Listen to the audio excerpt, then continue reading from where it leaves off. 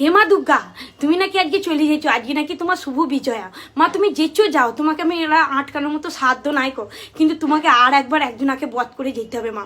এই পশ্চিমবাংলা মানুষ আর লিখতে পারছে না উনাকে, সেটা হচ্ছে মহিলা মহিষাসুরটাকে। প্লিজ মা প্লিজ, মানে উনার অত্যাচারে আমরা আর সহ্য করতে পারছি না। পুজো দেয় বাবারে, নিজেকে তো 4 সদাগর মনে করে নিয়েছে। হ্যাঁ, তাই লেগে তো বাঁ হাতে করে ছুরি ছুরি পুষ্পাঞ্জলি দিচ্ছে। মা তুমি নিতে পেরেছো মা? এই বিপদটা তুমি নিতে পারলে, আমরা সন্তানা হয়ে নিতে পারছি না, তুমি কি করে নিলাম মা? সেইটাই তো বুঝে পেয়েছি না, মানে কি বলবো, অত্যাচারের সীমানা মানে ছাড়িয়ে গিয়েছে। মা তুমি প্লিজ, তুমি শুধু বদদা করে দিয়ে চল যাও এই মহিলা মহিষাসুরটাকে। বাবারে উনাদের নিত্যাকে তো আবার কি বলছে জানেন, বলছে বাঁ হাতে করে ফুল দিয়েছে তা কি হয়ে আছে, ডান হাতে করে ফিটে কাটতে কাটতে হাতটা বিতা হয়ে গেছে ওই লিখেন। আবার কোন মানে এত লেকচার ঝাড়তে পারে ওই মাইক ধরে ধরে, মানে স্টেজের ইস্পার আর উস্পার।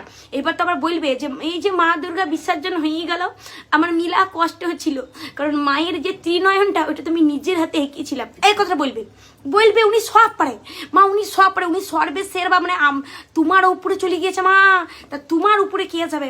আমরা লিখতে পারছি না গো সন্তান হয়ে, তো তোমাকে কিছু করতে হবে না, তুমি শুধু এই মহিলা মহিষাসুরটাকে বধ করে দিয়ে যাও মা, প্লিজ মা প্লিজ।